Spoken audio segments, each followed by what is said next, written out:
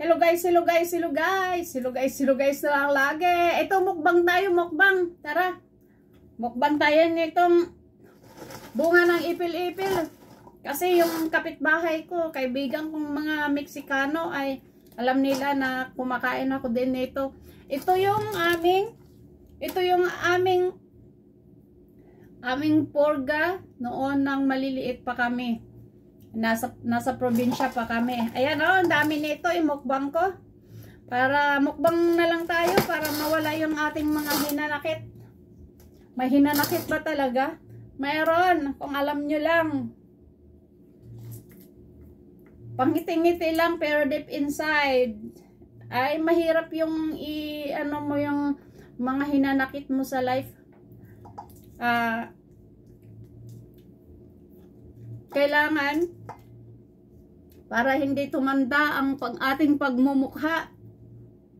Tawa-tawa lang. Pag nasa labas ka, nasa ano, huwag mong dalhin sa labas.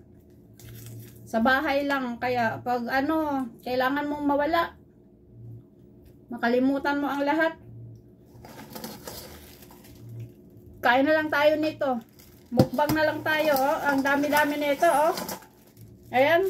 Oh, ang dami-dami nito. Yung sa kapitbahay kong Meksikanong kaibigan ko, ang dami ng sa kanila kasi hinarvest nila, 2 puno. Ang daming bunga. Pinatigas mo na nila kasi talaga. Tapos meron pa silang kaibigan isa. May Meksikano din. Ayun. Pero gabi na, oh, ang daming laman ng plastic bag nila. Binigyan ako isang tangkay lang ng ganun, oh. Isang part na branch. Ang ipil-ipil. Ang daming bunga talaga. Ito yung nakuha ko, pero yung isang sanga nga, isang branch niya, madami, pero hindi pa masyado siya, masarap.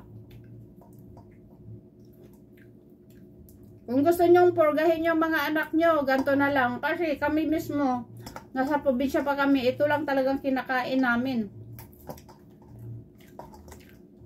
Kaya ito yung nagpupurga sa akin noon. Wala kasi kami pambili ng gamot. Pero ito magaling tong pangpurga. Ipakain nyo sa mga anak nyo to. Para hindi na kayo bibili ng pangpurga. Ang mahal pa, 100 mahigit. 100 pesos mahigit ang isang pirasong pangpurga. Kaya kahit araw-araw kang kumakain nyo ito, okay lang. Walang overdose, walang side effect. Kasi it's natural. Okay? Kaya, may ipil-ipil kayo. Ang bunga nitong ano pa, nung bubot pa siya, yung hindi pa magulang, pwede nyong gulayin. Meron ako dyan. Pwede siya ihalo sa gataan mo o kaya igisa mo lang. Kaya, mas masarap yung gataan mo. Meron din ako dyan. Kinuha ko yung bubot pa lang. Ayan yung bunga, ang laman niya, oh. Ganyan. Pero pag ano siya, hinog na siya, pwede mo rin isangag to. Pwede mo siyang gawin ng kape. Ayan. Ito na yung nakain ko, oh, guys. Mukbang na lang tayo nito.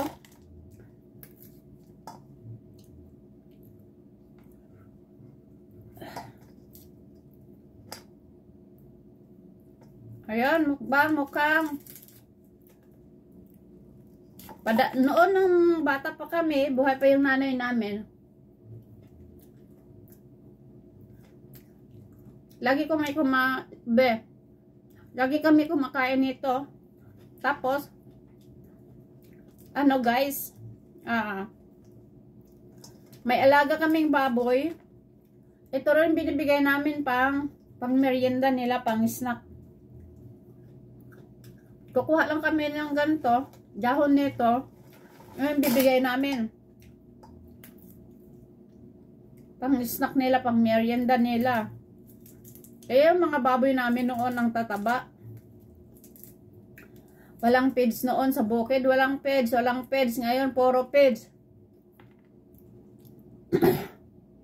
Mga pagkain noon, dahon lang nito, dahon ng butig.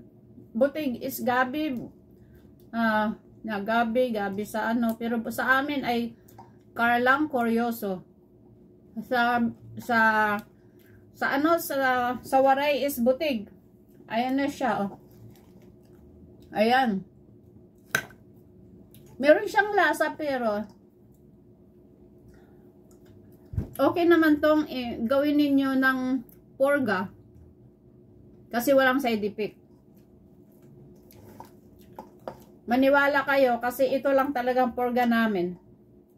Nawawala na yung mga bulati namin talaga. Sa totoo lang. Ilan kaming magkakapatid? Siyam kaming magkakapatid, siyam. Ito lang yung kinakain namin, pamporga namin. Yak, kadiri. Nakikita namin bulate.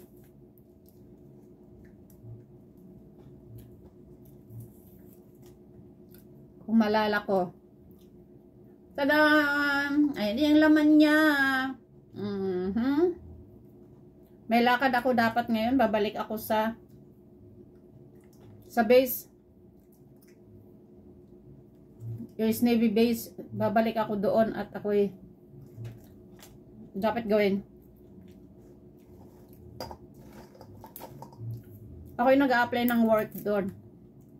At tinutulungan ako ng aking kaibigan. Ang hirap kasi, ang hirap nung walang alam. Maghahagilap ka ng tutulong sa'yo para mag-apply online. Para makatrabaho ka.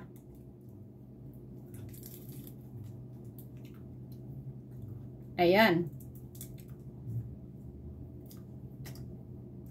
Ang dami nang in-applyan ko. Talagang pumupunta ako sa site. Parang bibigay sa akin ng form. Turuan lang nila ako kung paano mag-apply. Alam naman, ang mga matatanda, wala alam pipindot-pindot at magkukulik-kulikot sa cellphone. Duh. Alam nyo naman ang no ride, ang tawag doon? Anong tawag doon? No read, no write.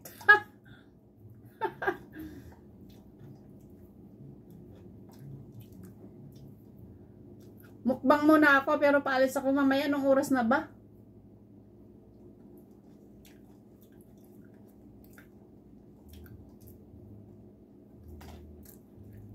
Dami pa nito. Kung ano lang to, kung hindi pa siya masyado talagang magulang. Maliliit pa lang buto. Pero okay na rin. Pero kung paano kasi yung branch papunta na sa amin dito sa ano ko, sa garahean ko. Eh siyempre walang bubong niyang garahe. Ang mga dahon nasa sasakyan, lagi ko siyang pinapasirita ng tubig. Sirit. Lagi ko siyang inaano ng tubig. Kasi ang dami, bulaklak, ang dahon, ayan, nandyan sa sasakyan ko. Ganyan lang kumain, oh guys. Tada! Ayan, yung buto niya. Ayan. Ayaw ko lang kala kung sana hinog na siya kasi dapat gawin na lang ng kape. Sa dami pa naman nito. Look.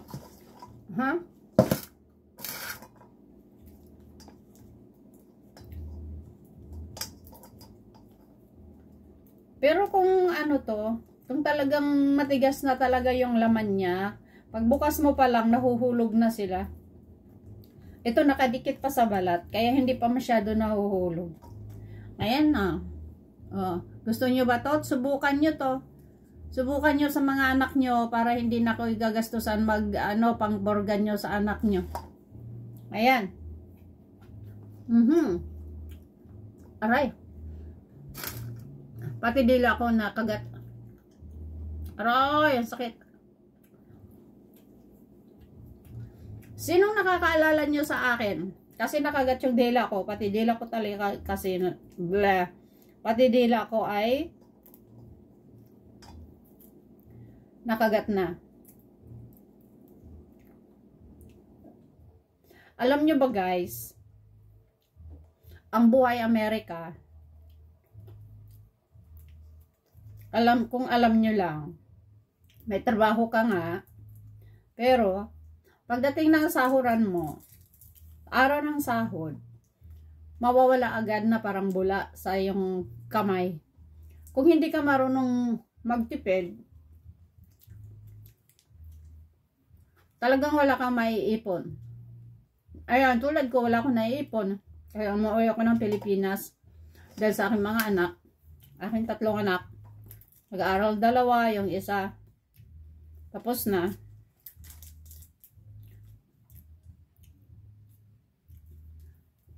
Tapos na si Attorney Dayan Briones. Yung isa, siguro naman, maawa ang Diyos matapos na ngayon sabay yung 2. Pangalawa at pangatlo. I wish. Kung hindi, nako, ewan ko na lang kaya. Ang hirap na magtrabaho guys, ang hirap. Nakakapagod na talaga. Mula't mula pa kasi. Kasi guys, sabihin ko sa inyo ang katotohanan ng aking life. Grade 3 pa lang ako.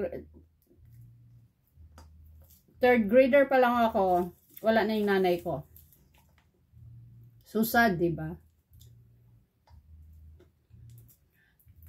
Nung nag-grade 4 ako, grade 3 siguro, nakahinto ba ako dahil namatay yung nanay ko?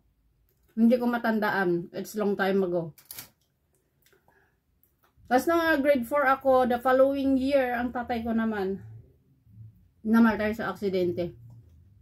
Pero wala siya sa piling ko. Sa piling namin magkapatid. Kami sa summer, ang tatay ko sa Masbate. Kasi Masbate nyo talaga sila, pero ako pinanganak ako sa summer na mga kapatid ko na iba ay sa Masbate. Lolo ko, nanay, tatay ko, doon talaga sila galing sa Masbate. Pero Masbate talaga sila. And then, kaya sabi kong nakakapagod na magtrabaho. Dahil mula nung maliit pa, mula nung nag-aaral pa lang ako, nagtatrabaho na ako sa aking teacher. Sa mga teacher ko. Hanggang sa natapos ako ng grade 6, nagtrabaho ko. Ayan. After that, nagtrabaho na ako hanggang sa nag-asawa ako. Trabaho na trabaho. Siyempre, may anak ka, ikaw pa rin. At nag-asawa na ako. Ikaw pa rin, syempre mas dumami ang responsibilidad mo. Kaya, walang humpay, walang hintong trabaho.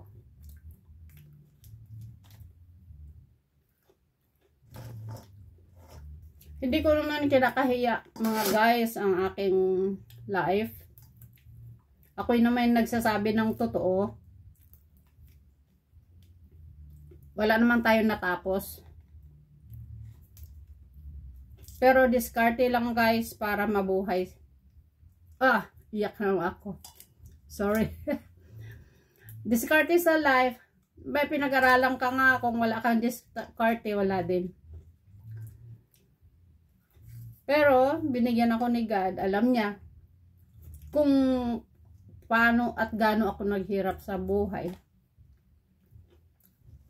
Kaya sa lahat ng magkakapatid, ako'y nakapag-asawa ng medyo mabuhay ng medyo marangya